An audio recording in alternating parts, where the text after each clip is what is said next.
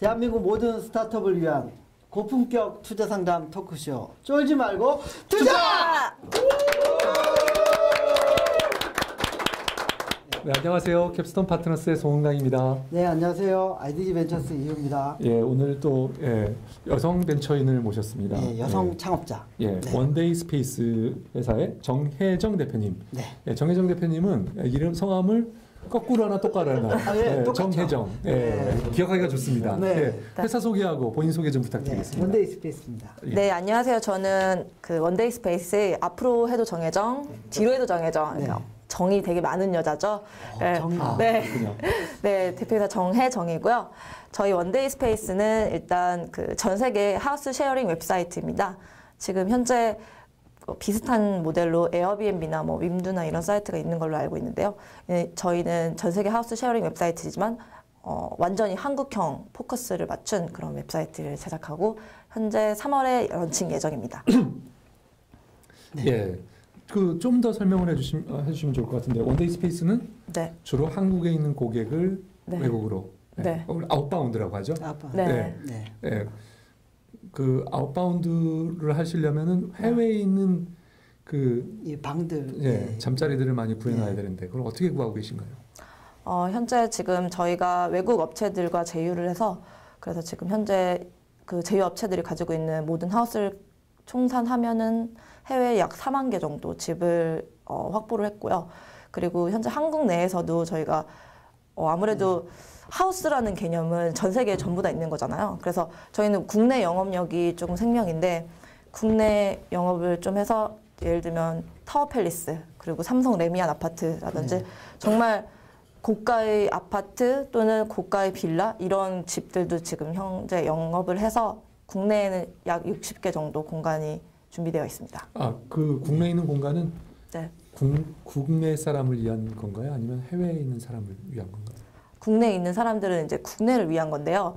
집이 호텔과 다른 점은 2인 이상이 묵을 수 있다는 건데요. 호텔 같은 경우는 2인으로 제한되어 있는 호텔이 대부분입니다. 저희가 조사를 해본 결과 3인이나 4인이 들어갈 수 없는 호텔이 많고 그리고 일단 침대도 하나밖에 없기 때문에 여러 사람들이 자기에는 상당히 좀 비적합합니다. 근데 예를 들면 하우스 같은 경우는 3인, 4인, 뭐 10명이 들어가도 어느 정도 놀 수 있는 공간이 될 수 있고 그리고 침대가 어느 정도 있다면 많은 사람들이 잘 수도 있고 뭐 그런 상황이 됩니다. 따라서 저희 같은 경우는 그 집을 하게 된 첫 번째 이유가 파티룸이었는데요. 그 많은 분들이 요즘에 파티룸을 예약을 하고 계세요. 근데 파티룸을 모텔에서 예약을 하시려고 하는데 이제 모텔은 약간 지금 현재 이미지가 그렇게 좋지는 않잖아요. 그렇다고 호텔에서 예약을 할 수도 없는 상황이세요. 그분들이. 왜냐하면 호텔은 제한적이니까 2인밖에 예약할 수 없고 그리고 또 조금이라도 소란스럽게 할 경우에 퇴실 조치를 당합니다. 따라서 하우스를 이분들이 예약을 할 수 있으면 정말 뭐 다른 사람들이랑 놀 수도 있고 그리고 3, 4인 남자분들이 모여서 술 먹고 막 죽을 때까지 그날 죽을 때까지 마실 수도 있는 거고 이런 여러 가지 문화를 만들어냈어요. 그런 적이 없어가지고. 네. 좀 무섭네요, 갑자기. 정이 많은 줄 알았는데 갑자기 정 대표님 무서워지기 시작했습니다. 네, 죄송합니다. 근데 그 처음에 그 국내 이제 관광 오는 외국인들을 위해서 이렇게 하우스 쉐어링 그런 서비스들이 국내에서도 많이 출연되고 있잖아요. 코로나도 그렇고 뭐 B&B 히어로도 그렇고. 그런데 왜 처음 시작부터 아웃바운드를 먼저 고려를 하게 된 건지. 일단 저희가 하우스를 일단 많이 구하러 다녔어요. 진짜. 국내에서요? 네, 국내에서. 국내에서 뭐 안 가본 데가 없는 거죠. 모든 동네 다 돌아다니면서 아파트도 막 직접 초인점 눌러서 다 방문해보고 뭐 부동산도 찾아가 보고 막 여러 가지 루트를 써봤는데 정말 이 시장이 정말 아무도 모르는 거예요. 그래서 믿어주지도 않고 자기 집을 빌려주려고 하지도 않고 그리고 자기 만약에 뭐 남는 방이 많으신 분들도 심지어는 남의 누가 우리 집에 와서 자는 건 좀 별론데 이렇게 생각하시는 분들이 너무 많으셨어요. 그래서 저희가 일단 국내 리스트가 어느 정도 그 빨리 높아지지 않는 상황에서 일단 그러면 우리 해외 하우스도 한번 해보자. 해외 하우스들로 이제 리스트를 한번 채워보자 이렇게 예상을 했던 건데 해외 하우스 같은 경우는 우리나라 하우스들이랑 조금 다르게 되게 규모가 크고 그러니까 우리 집 저희 같은 경우는 뭐 50평이라고 그러면 되게 큰 집이잖아요. 근데 뭐 미국에서 50평이면 되게 좀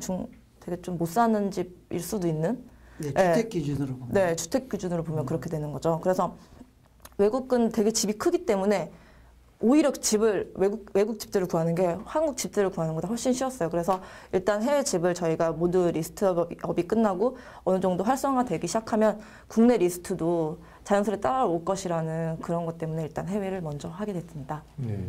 네. 그러면 지금 해외에 아까 4만 개 정도 네. 룸을 확보했다고 했는데 네. 그 어떻게 영업을 해서 룸을 확보하게 됐고 네. 그 4만 개 확보할 때까지 걸리는 네. 기간이 어느 정도 걸렸는지.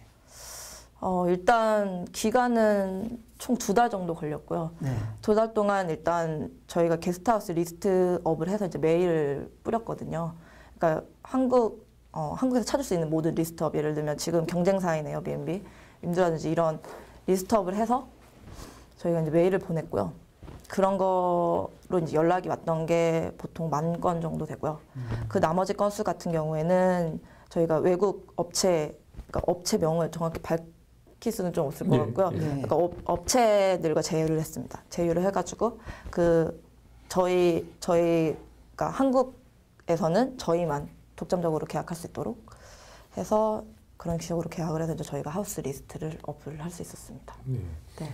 수수료율도 좀 얘기를 해야 될 것 같은데요. 네. 수수료율이 그러니까 예를 들면 우리가 어떻게 보면 모범으로 삼을 수 있는 에어비앤비 같은 경우는 그 사용자가 그 방을 내준 사람, 방을 소유한 사람이 내주게 되면 그 손님과 네. 그 계약을 자기가 제시한 가격으로 계약이 되면은 그리고 거기에 추가로 15%를 더 고객에게 별도로 차지를 하게 되잖아요. 사실은 15 플러스 원금까지 다 에어비앤비가 받아놨다가 자고 나면은 그 기간에 이제 돈을 주게 되는 그런 셈인데요. 우리는 15%가 아니라고요. 좀 더 높은 것으로 알고 있는데 어떤 지금 사업 구조를 피 구조를 수수료 구조를 가지고 계신가요? 네, 총 중개 수수료는 30%고요. 이게 P2P다 보니까 호스트한테 받는 중개 수수료가 15%, 그리고 고객한테 받는 중개 수수료가 15%, 그래서 총 30%로 영업하고 있습니다. 여기는 별도로 15%를 또 거기서 받는 네. 죄송하지만 에어비앤비도 그렇게 15%를 방 준 사람한테 따로 받나요? 그렇지 않는 걸로 알고 있습니다. 결제 가격에 얼마를 에어비앤비가 통상적으로? 결제 가격에 통상적으로 15%라고 알고 있거든요. 그럼 나머지 금액은 다 네. 저기 방 주인들한테 가는 거죠? 네, 그렇습니다. 그렇게 수수료 구조에서 에어비앤비가 마켓 파워도 있고 그런데 장악력도 있고 그런데 이게 30% 해가지고 경쟁이 될 수 있을까요? 일단은 예를 들면 그 하우스를 가지신 분들이 하우스 예약이 만약에 100% 된다. 그래서 진짜 막 예약이 너무 꽉 차서 돈을 너무 잘 벌고 계시다라고 하면은 에어비앤비랑만 하시겠지만 그런 상황이 아니기 때문에 다른 업체들이랑도 하고 싶어 하시고 그 업체가 중개 수수료가 조금 높더라도 한번 해보고 싶어 하시는. 네. 그렇지만 보통의 그 위험은 있을 것 같아요. 뭐냐면 에어비앤비로 하면은 보통 이제 어떤 장소를 가기 전에 한 달 전에 미리 이제 한 달 전이나 시간 미리 전에 하는데 우리 걸로 먼저 해놨다가 에어비앤비 거를 기다리고 있다가 에어비앤비에서 요구가 들어오면 저희 거를 캔슬하고 저희 거를 다시 돌려주고 에어비앤비를 받을 확률이 있지 않을까요? 그럴 경우에는 고객들에게는 엄청난 피해가 돌아갈 텐데. 그렇죠. 좋은 질문이신데 저희 같은 경우는 그래서 혹시 에어비앤비 같은 경우는 집 리스트를 저희가 다 비교 분석을 해서 혹시 가격이 저희가 조금이라도 높거나 하는 게 있으면 저희가 중개 수수료가 낮아지더라도 낮추는 구조로 만들어놔서 저희가 평균 중개 수수료가 30%인 것이지 호스트들한테 무조건 30%를 요구할 수는 없고요. 잠깐만요. 평균 중개 수수료가 30%면 30%보다 높은 것도 있다는 혹시 있다는 말씀입니까? 네, 조금 높은 게 있죠. 네, 조금 높은 게 있고. 그래요? 네, 그리고 훨씬 낮은 것도 있고, 뭐 예를 들면 15%. 네, 이렇게도 있지만 저희는 10% 이상 밑으로는 떨어진 적이 없습니다. 네.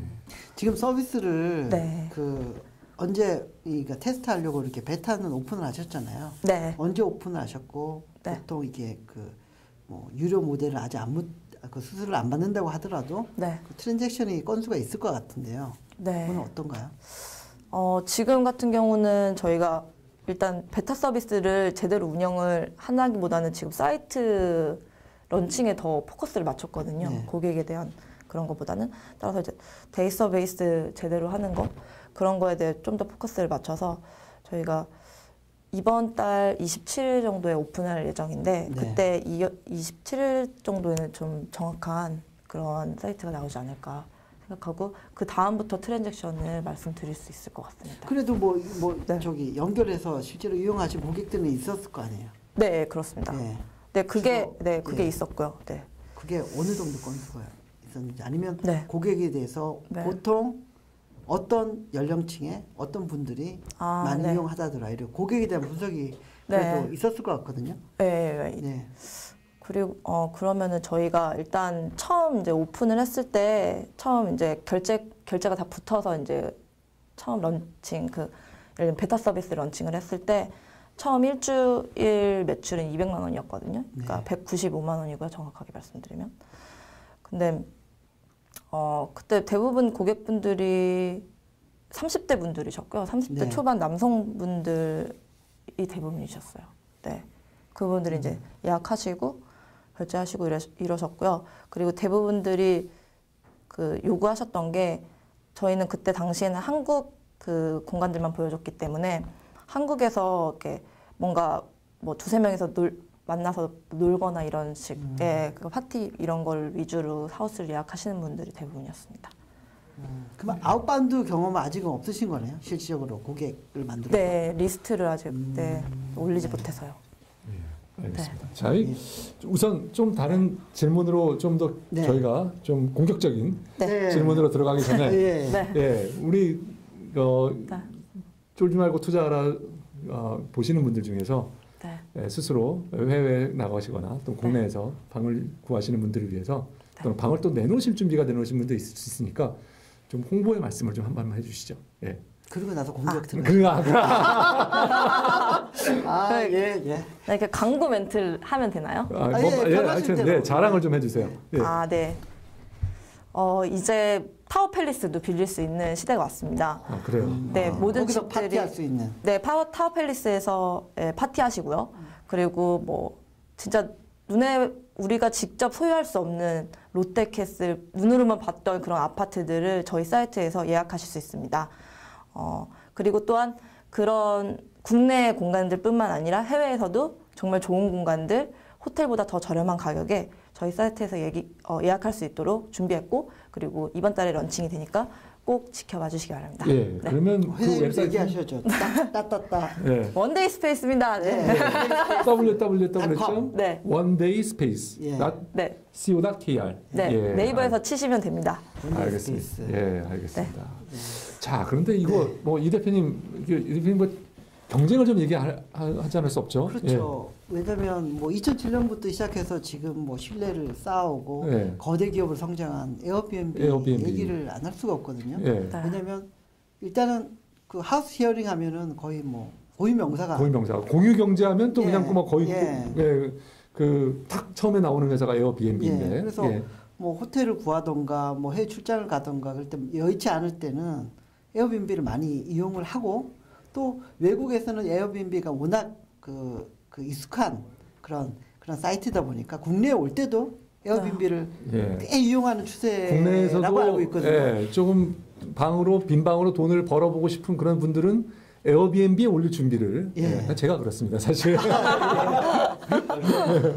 이번에 출장 갈 때도 그러니까 에어비앤비 써가지고 가게 되고요. 죄송합니다. 네. 원데이 스페이스가 제대로 돼 있으면 원데이 스페이스로 구하는 건데. 자, 그래서 에어비앤비가 또 국내에 진출을 했죠. 네, 국내에도 진출을 했고요. 예. 그러니까 그런 어차피 이제 하우스 히어링이라는 거는 서로 믿고 내놓을 수 있고 믿고 쓸 수 있어야 되는 건데 그 신뢰를 쌓는 기간을 필요로 하거든요. 그래서 4, 5년 정도 쌓아놨기 때문에 에어비앤비가 이제 쫙 자리를 잡은 게 아닌가 하는 생각이 드는데 기간이 많이 걸릴 것 같아요. 그런 신뢰를 쌓기까지. 일단 에어비앤비 같은 경우는 시간이 오래 걸리는 게 맞습니다만 밈두 같은 경우는 2011년 말에 설립이 됐고요. 독일에서 설립이 됐고 하지만 비슷한 규모로 성장하고 있고요. 네, 그래서 이게 지금 에어비앤비가 2007년에 시작을 했지만 이제 공유 경제에 대한 그 트렌드는 지금 그러니까 2011년부터 시작이 돼서 활짝 피게 됐고 곧 우리나라도 그게 될 거라고 확신을 하면서 시작했습니다. 예, 확신을 하시는데 자 그러면 그러니까 시기적으로 공개가 된다. 오케이. 자 근데 에어비앤비하고 어떻게 싸우실 건가요? 네, 일단 저는 제가 창업을 하기 전에 두 기업에서 일을 했었는데요. 한 기업은 포스코였고요. 또 한 기업은 DHL 코리아였습니다. 제가 DHL 코리아에서 이제 북미 총괄을 했었는데요. 수출 총괄을 했었는데요. DHL 입장에서 저는 이제 바라보면은 항상 DHL의 입장에서 글로벌 기업이니까 한국 시장은 거의 버려진 시장이었어요. 그러니까 예를 들면 암만 매출이 코리아에서 발생을 하더라도 주요 시장은 미국과 유럽이고 항상 코리아는 투자의 논의 대상이었던 거죠. 그러니까 항상 대기업의 눈에서 봤을 때 한국은 제외 대상의 마켓인 거예요. 그래서 큰 투자를 하지 않고 큰 마케팅과 광고를 위험적으로 하지 않습니다. 따라서 제가 분명히 에어비앤비 때문에 되게 많이 고민을 했어요. 많이 말씀해 주신 것처럼 당연히 에어비앤비가 있는데 당연히 걔네가 더 잘하겠지. 우리가 이길 수 없다. 절대 이길 수 없다. 이런 생각을 많이 했는데 만약에 에어비앤비가 지금 현재 포커스를 맞추고 있는 고객이 미국 고객과 유럽 고객이라면 저희는 한국 고객만 포커스를 맞춰서 영업을 하고 마케팅을 하고 그리고 그렇게 코리안 커스터마이징을 해서 상품을 보여줄 거고 그리고 지금 현재 에어비앤비 같은 경우는 저희가 그래서 얼마나 많은 사람들이 인지를 하고 있는지 실질적으로 설문조사를 했어요. 저희가 직접 나가서 홍대랑 강남역이랑 서울역에 가서 사람들한테 설문조사지 나눠주고 막 쓰라고 하고 해서 했는데 10,000명 중에 5명이 알고 있었습니다. 그러니까 에어비앤비 1,000명 중에 5명이 아니라 10,000명이 5명이면 0.05%. 예. 아이디인큐 오베이에 올려서 딱 스마트폰으로 바로 될 수도 있는데 설문조사. 물론 저희는 아무도 모르고 있죠. 근데 저희는 10,000명 중에 10,000명이 모르고 있는 상황이죠. 근데 그 10,000명 중에 5명이라는 건 아무래도 인지도가 지금 많이 떨어지고 있다는 거. 그래서 제가 맨 처음에 시작을 하기 위해서 여러 사람들한테 물어봤을 때도 무슨 사업 하려고 그래? 막 이렇게 물어보면 이게 에어비앤비 같은 거야 라고 말하면 에어비앤비가 뭔데? 그래서 이렇게 다시 말을 해주면 이제 그때 그렇구나 이렇게 되게 대부분 많은 분들이 에어비앤비를 모르시고 그래서 저희는 할 수 있을 거라고 믿었고 그리고 에어비앤비가 미국 시장을 경영하고 있을 때 우리는 한국 시장만을 하겠다라는 생각으로 하게 됐습니다. 그 시장 포커싱 전략은 좋은 것 같아요. 처음 스타트업이 거대 시장에서 싸울 수는 없으니까 거대 공룡들이 있으니까. 근데 포커싱 하다 보면은 그 시장 규모랑도 연결이 되거든요. 근데 하우스 쉐어링에서 한국 시장은 좀 작지 않은가라는 느낌이 들어요. 그 시장 규모를 어느 정도 보세요? 아웃바운드 나간다고 하는 거까지 포함하더라도. 일단은 저희가 그 정확한 액수는 계산을 해봐야 되겠지만요. 일단은 국내 하우스를 어느 정도 많은 사람들이 찾고 있는지 이런 거에 대해서 저희는 좀 풀어보려고 했던 게 아까 말씀드렸다시피 파티룸이었어요. 사람들이 그냥 모여서 놀 수 있는 집. 그런 걸로 예약을 들어갔을 때 국내 사람들이 얼마나 많은 반응을 보일까. 근데 지금 파티룸을 네이버에서 검색하고 있는 양이 총 그 네이버 키워드 검색 순위로 100위 안으로 이렇게 집계를 했을 때 한 달에 30만 명이더라고요. 그러니까 한 달에 30만 명이 그 파티룸에 대해서 그 검색을 하고 있는데 근데 파티룸을 제공할 수 있는 업체가 없는 거예요. 그러니까 예를 들면 거의 없는 거죠. 현재 패션이라고 키워드를 검색을 하면 제가 알고 25만 명 정도 됐던 것 같아요. 그러니까 파티룸이 패션보다 키워드 수가 더 높다는 건데, 근데 패션 업체, 근데 패션 업체는 너무 많고 쇼핑몰도 너무 많지만 파티룸을 제공할 수 있는 업체는 없는데 저희가 이런 수요를 전부 다 받아올 수가 있거든요. 왜냐하면 국내 공간이 어느 정도 유치가 되어 있고, 그래서 이런 유치를 할 수 있다면 처음 고객을 어느 정도 그 파티룸에 대한 수요를 국내 공간을 끌어올 수 있는 그런 수요를 만들어낼 수 있을 것 같고. 그리고 이거보다 조금 더 넓혀서 현재 2012년에 여행객을 갔던 수가 1,200만 명이라고 하는데 저희가 그 1,200만 명이 호텔을 예약할 수도 있지만 다른 옵션인 집도 예약할 수 있다. 이거를 만들어내야 된다고 생각을 하거든요. 그래서 이걸 만들어내기 위해서 저희가 좀 장기로 여행 가시는 그런 출장으로 여행 가시는 그런 고객분들을 유치하기 위해서 기업들과 그러니까 B2C 영업으로 좀 집중화해서 이제 매출 구조를 좀 높일 예정입니다. 알겠습니다. 네. 예. 네. 그렇지만 한편으로 여전히 뭐 우려가 많이 됩니다. 자, 우리가 그 이제 상황도 얘기하셨고, 그러니까 파티룸이라고 하는 게 국내 검색 순위에서 패션을 능가하고 그래서 100등 안에 든다. 그러니까 파티룸에 대한 수요가 충분히 있다. 말씀하셨고요. 그렇지만 저희가 경쟁력으로 예를 들면 국내에 있는 에어비앤비가 뭐 신경을 안 쓰고 있고, 하지만 아직까지는 아웃바운드 뭐 인바운드에서도 제가 에어비앤비 국내에서 찾으시는 분들이 꽤 있잖아요. 국내에서 에어비앤비에 올리시고 국내에서 찾으시는 분들 계시는데, 에어비앤비를 이길 수 있는 혹시 저희가 전략이 있다면 뭐가 될까요? 물론 그들보다 광고를 더 집중적으로 한다. 한국 시장에 더 관심을 기울인다. 그것만 가지고는 좀 부족해 보이거든요. 뭐가 있을까요? 뭔가 또 다른 방법, 뭔가 좀 핵심적으로 이것만큼은 우리가 에어비앤비보다 더 잘할 수 있다. 저 그냥 일반적인 숙박 개념이 아니라 파티로 특화하시겠다는 얘기신가요? 국내에서? 국내에서 일단 그거를 에어비앤비를 이기기 위해서는? 네, 일단 처음 포커스를 그렇게 할 거고요. 그리고 에어비앤비를 이길 수 있는 방법은 저희가 생각했던 건 일단 첫 번째는 일단 에어비앤비 이제 사이트를 들어갔을 때 예약을 해서 결제를 하려면 이제 예약을 하는 과정에서 호스트에게 이제 영어로 이메일을 보내야 되고, 그 영어로 이메일을 보내고 나면 이제 결제 창이 뜨는데, 이제 결제 창 같은 경우도 그 외국 사이트로 특화되어 있기 때문에 뭐 예를 들면 체크카드가 안 된다든지 아니면 계좌 이체가 안 된다든지 하는 불편함이 아직 남아 있긴 합니다. 액티브 X가 안 써도 돼서 편하던데. 근데 그 말씀은 맞습니다. 저는 신용카드가 없어서 근데 예약을 하지 못했거든요.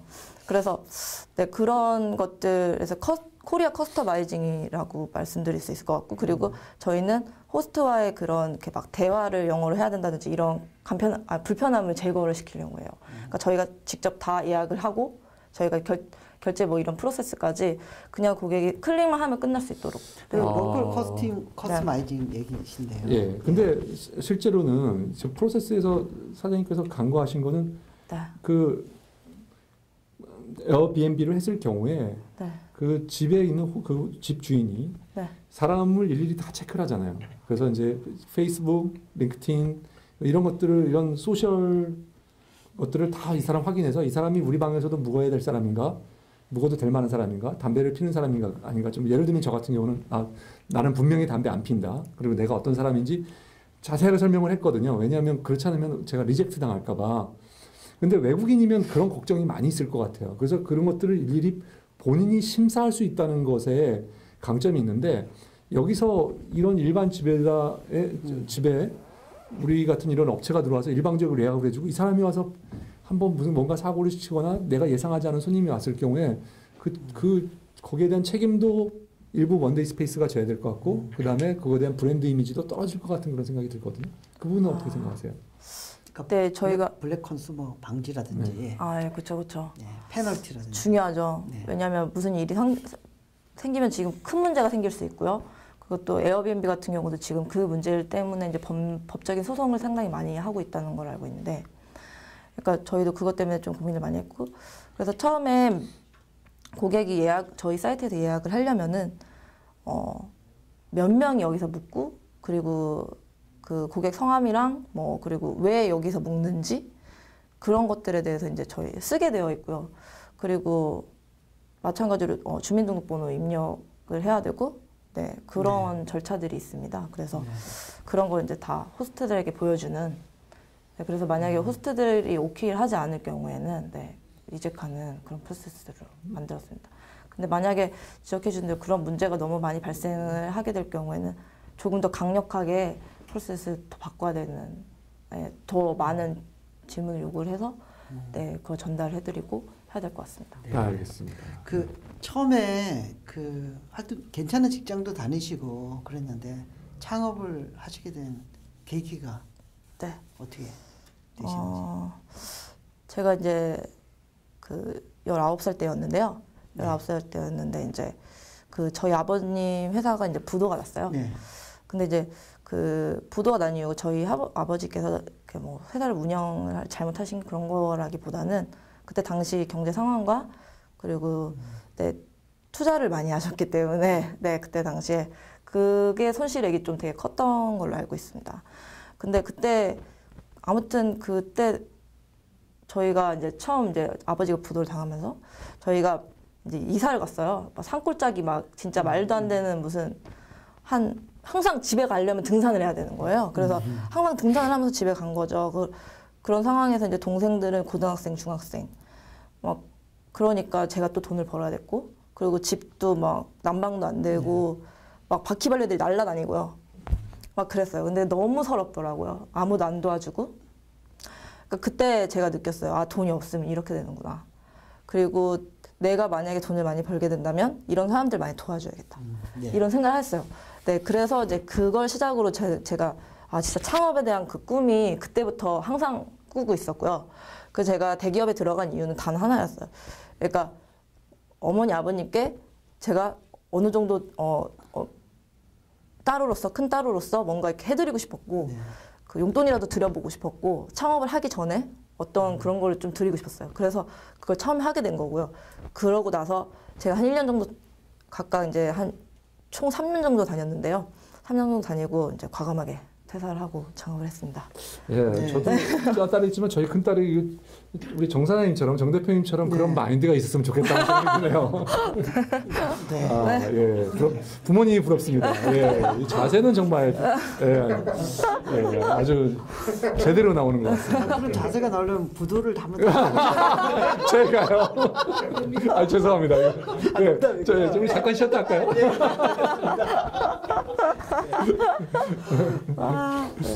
예, 깔때기 타임이 돌아왔습니다. 예, 또 좋은 소식이 너무 많아요. 좋은 소식이 막 이번 주에 좀 큰 소식이 2건이 쏟아진 것 같습니다. 좀 전에도 다녀가셨는데요.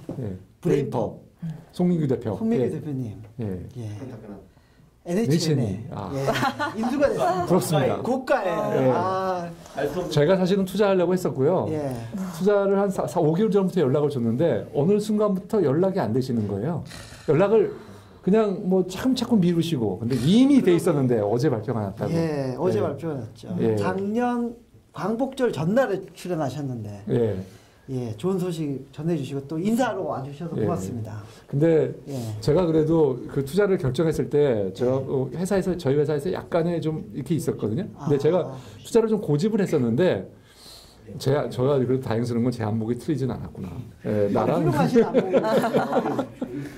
그래서 마음이 조금 놓였습니다. 제가 또 하나 있잖아요.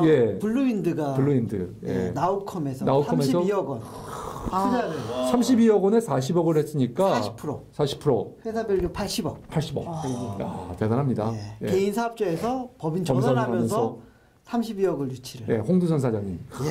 정말 제가 보기에는 아마 우리나라 게임 업계에서 홍 사장님이 앞으로 좀 주목해봐야 될 회사가 아닌가 싶습니다. 그리고 그 전에도 저희 뭐 첫 회 출연했던 띵크리얼즈하고 써니로프트 카카오에 또 인수가 되는 또. 우리는 저희의 안목이 그렇게 나쁘지 않다는 거를 여전히. 저희가 그 카테고리에 딱딱딱 집어넣은 기업들이 다. 앞으로 저희는 그런 회사들에게 좀 이렇게 브레인법, 뭐 써니로프트, 띵크리얼즈 이런 회사들 이렇게 자꾸 저희 회사 저희 가능성이 있다는 거를 좀 기억하시고. 쫄투가 이제 뭐 고유명사가 되는 날이 얼마 안 남았죠. 갑자기 이제 우리 그만해야 될 것 같습니다. 속이 니글니글거리고 그래가지고. 너무 많이 됐습니다. 알겠습니다. 자, 질문을 받도록 하겠습니다. 오늘 질문이 많을 것 같은데요. 질문 우리 캡tain 주포. 제가 자꾸 밀리고 있습니다. 지금. 그러니까 한국에서 해외 나가는 그 전체에서 그러니까 이 서비스를 이용할 만한 가능성이 있는 고객의 수를 최대 얼마만큼 보고 계신지. 아웃바운드 고객 수랑 뭐 시장 규모 이걸 말씀하시는 것 같거든요. 네. 일단 아웃바운드 해외 여행 고객 수는 일단 통계청 자료에 의하면 1년에 1,500만 명 정도 된다고 해요. 한국 고객들 중에서. 이 1,500만 명 중에서 이제 몇 프로가 이제 집에 대한 그런 수요가 있을까 한데요. 저희가 일단 설문조사를 했었을 때는 설문조사를 했어요. 일단 네. 집에서 해외여행을 갔을 때 남의 집에서 잔 적이 있느냐, 있다 없다 이런 거였는데 되게 의외로 있는 분들이 많으시더라고요. 그러니까 30% 분들이 집에서 잔 적이 있다. 그리고 대부분이 이제 친구나 지인을 통해서 잔 적이 있다라고 말씀하셨어요. 근데 이제 그 이유는 뭐냐, 왜 그랬냐고 물어보면 돈이 별로 들지 않고 그리고 믿을 수 있으니까라는 걸 했거든요. 그러니까 저희는 돈이 별로 들지 않고 믿을 수 있다라는 이거에 최대한 포커스를 맞춘다고 하면 이거에 대한 니즈를 잡을 수 있을 거라고 생각을 해요. 그래서 정말 좀 야소하지만 1,500만 명의 30%인 그러면은 500만 명? 네. 500만 명이 최대 시장 규모다. 네. 최대 시장 규모라고 말씀드리고 싶습니다. 네. 예. 네. 자. 네, 또 질문 이어서 네. 기존의 파티룸을 이용했던 사람인데요. 네. 제가 이용하던 레지던스나 호텔 같은 데는 이제 파티룸으로서 네. 이용을 하지 못하게 이제 그 관계자들이 이제 요구를 하고 있거든요. 네, 맞습니다. 그 파티를 하면 이제 술을 마시고 뭐 놀다 보면 이제 어지를 수도 있고 집에 이제 손해를 입힐 수 있을 거 아닙니까? 그럼 거기에 대한 보상 같은거나 그 집주인에 대한 뭐 어떤 클레임이 있을 텐데 그런 거 어떻게 해결하실지. 예. 네. 자, 중요한 점입니다. 네. 예. 네. 저는 죄송합니다. 파티룸을 잘 사용하지 못해서. 아, 저도요. 예. 영화에서만 봤기 때문에 미국 네. 영화에서. 예. 네, 파티룸이 훼손됐을 때. 예. 네, 그렇죠. 일단 레지던스나 호텔 같은 경우는 지금 다 금지를 시켜놨어요. 네, 저도 영업 다니면서 많이 그 호텔 담당자님들이랑 레지던스 담당자님들이 만났는데 절대 안 받으실 거라고 말씀하시더라고요. 그러니까 왜냐하면 그분들의 주요 타겟은 해외 고객들이기 때문에 굳이 한국 고객들을 받아가지고 자기네 뭘 훼손하고 싶지 않다 아니면 또는 방해가 되고 싶지 않다라고 말씀하셨는데 그래서 저희 같은 경우는 사용 인원을 호스트가 제한을 할 수가 있어요. 예를 들면 자기네 집에서는 4인까지만 가능하다. 아니면 6인까지만 가능하다. 근데 인원이 늘어나면 늘어날수록 그 소란의 규모가 커지거든요. 그래서 좀 조용한 걸 좋아하시는 분들은 4인, 3인 이런 식으로 막을 수도 있으시고 3인, 4인 그중에서도 여자만 가능하다라고 막을 수도 있으시고요. 그 남자분들 같은 경우 많은 분들이 떠들면서 놀고 싶다면 아파트 이런 게 아니라 그냥 일반 저희는 전원주택도 있고요. 그냥 빌라 집인데 조금 외곽적으로 떨어져 있는 그런 집들도 있기 때문에 굳이 아파트가 전부가 아니기 때문에 그건 또 다양성에서 해결을 할 수 있지 않을까. 네, 그렇게 생각합니다. 예. 고객이 속이고 들어가는 거에 대해서는 막을 수 있는 방법이 현실적으로는 좀 없잖아요. 저희가 그게 문제 아닐까요? 저희가 일단 예약을 하고서 결제를 하면은 결제를 하기 전에 그 동의를 하고 넘어가야 되는 게 있는데 그 동의 중에서 뭐 훼손을 한다든지 아니면 물품이 없어진다든지 그럴 경우에 100% 고객이 책임진다라는 그 서약서에 그 동의를 하고 넘어가야 되는데요.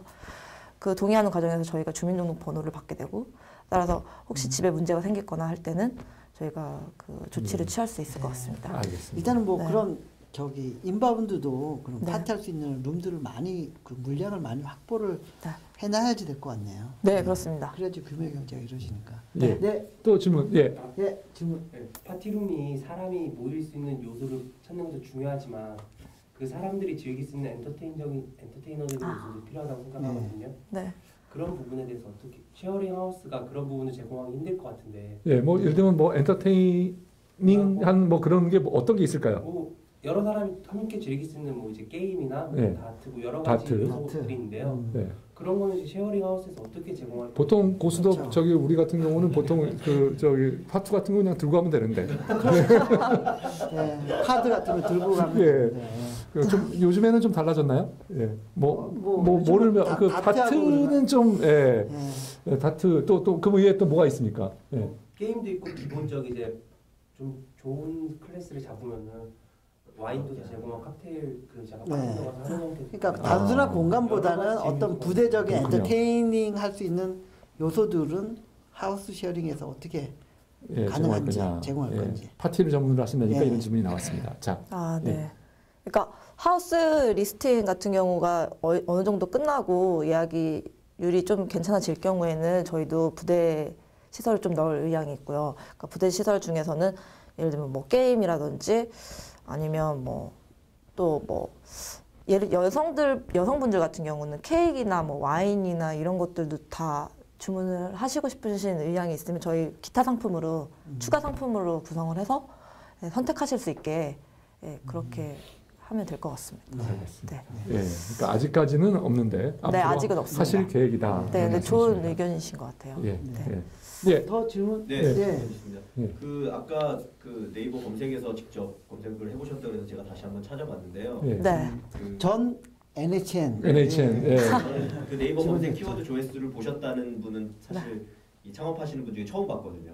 굉장히 좋은 접근이시라는 생각은 들고요. 아, 그렇군요. 네. 예, 창업하시는 분들 꼭 수출투 나오기 전에 한번 검색 키워드로 확인하시고. 그게 트렌드를 반영하는 거니까. 예, 수요를 그게 반영하는 그냥 거니까. 네이버 검색창에 검색한다고 조회수가 나오진 않고요. 네이버 키워드샵이라고 검색 광고를 할 수 있는 곳이 있는데 아마 아시는 분들은 아실 거예요. 거기에 이제 가입하셔서 보시면 실제 네이버의 저널 이용자들이 조회한 조회수가 나오는데 국내 이용자 중에 80%가 네이버를 쓰고 있기 때문에 거기에 나온 횟수가 실제 이용자들이 이용하고자 하는 욕구의 반영이라고 보셔도 들리지 않습니다. 자, NHN 광고였습니다. 예, 파워가이의 굉장히 좋은 팀이네요.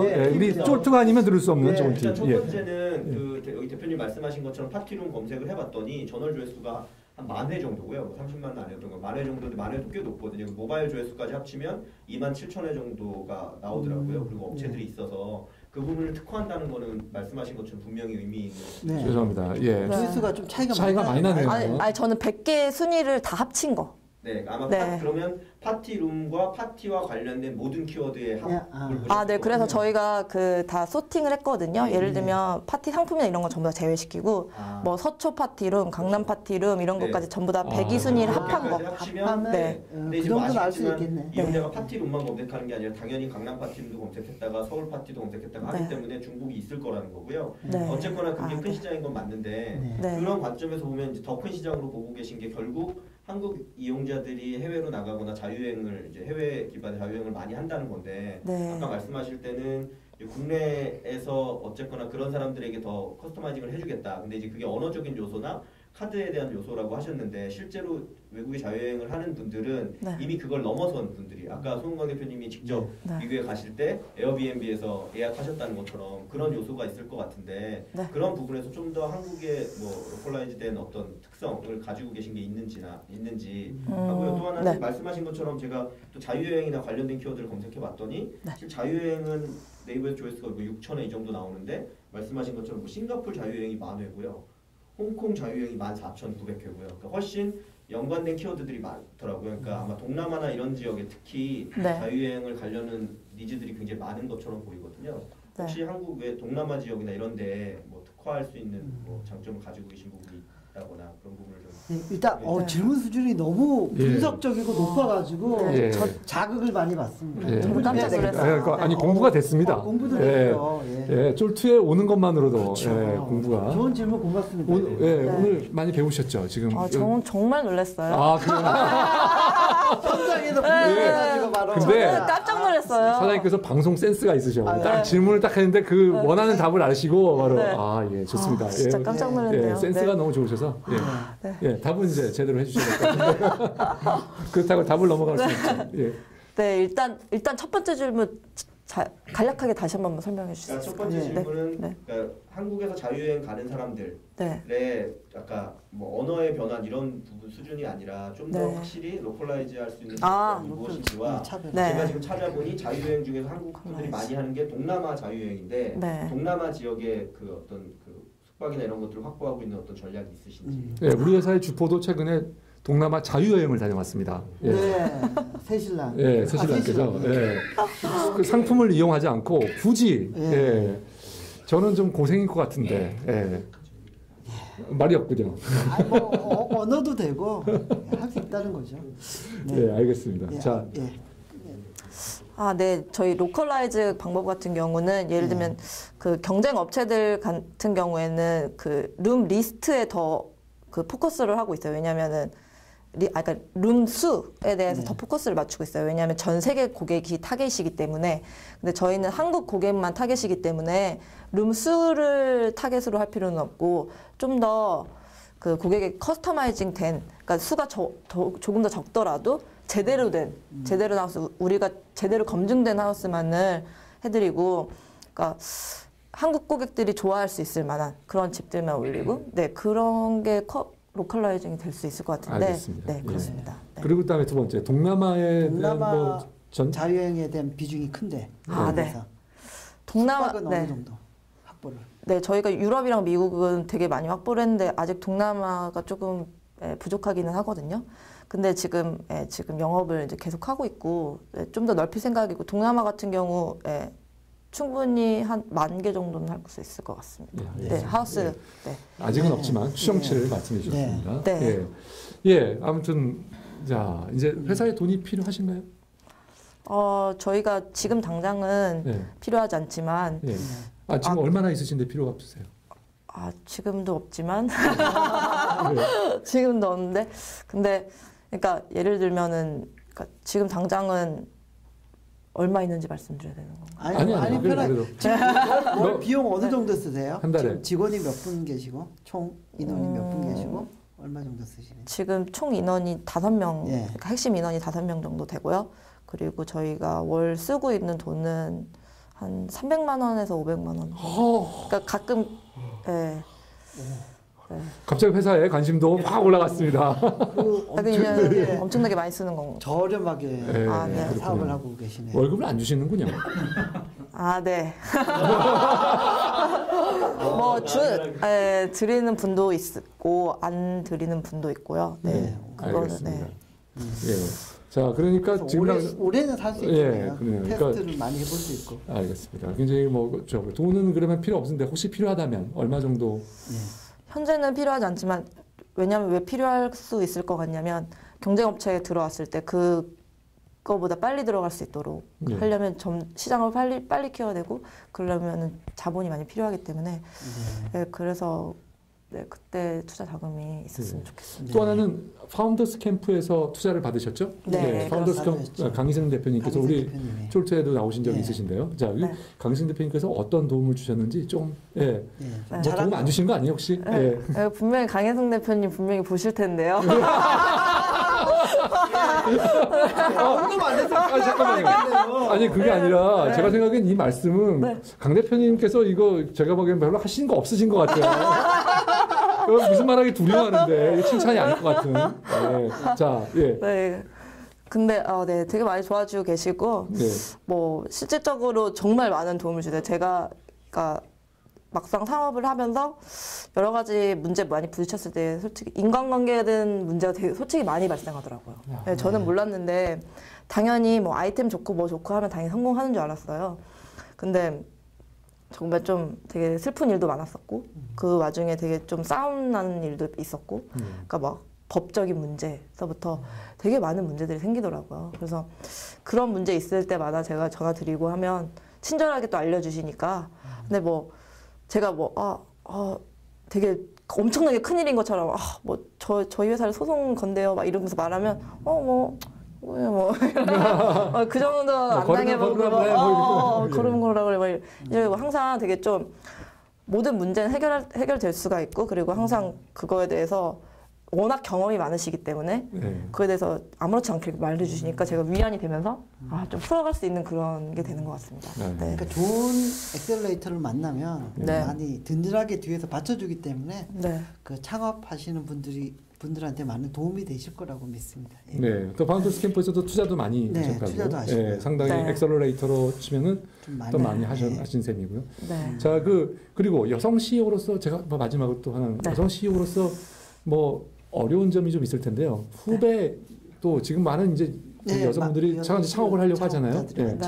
그런 분들에게 뭐 조언을 뭐 간단하게 해주신다면 어떤 말씀을 하시고 싶으세요? 제가 조언 드릴 수 있을 입장은 아닌 것 같은데 일단은 절대 남자분들에게 기죽지 말아라. 뭐 이런 말씀 드리시네요. 저희 집에는 얘기하지 마세요. 혹시 우리 집사람이 듣고 뭐 이런 얘기 듣고. 그렇군요. 기죽지 말아라.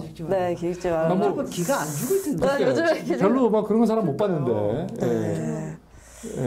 좀 약간 기가 워낙 세셔서. 알겠습니다. 자, 잘 들었습니다. 자, 우리 돈이 뭐 굳이 금액을 밝히진 않았지만 우리 이 대표님 뭐 마무리할 시간이 된 것 같습니다.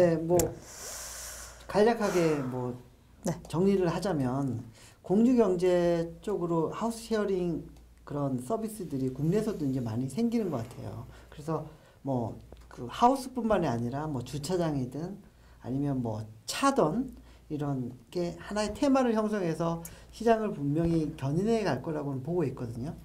근데 이제 관건은 이제 국내 시장의 어떤 그 절대적인 그런 사이즈 이런 문제가 있기 때문에 이걸 어떻게 하면은 해외로 좀 더 나가서 확대를 시킬 수 있는 공유 경제의 어떤 바람직한 모델을 만들어내느냐가 성공의 관건인 것 같아요.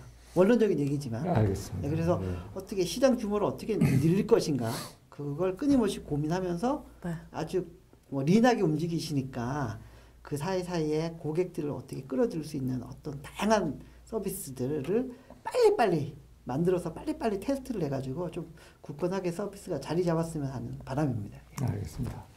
예, 저도 뭐 잘 들었고요. 예, 사장님의 의지력과 그리고 좀 단호함이 좀 돋보인다고 생각하고요. 그다음에 또 비용도 적게 쓰는 모습도 굉장히 좋게 봤고요.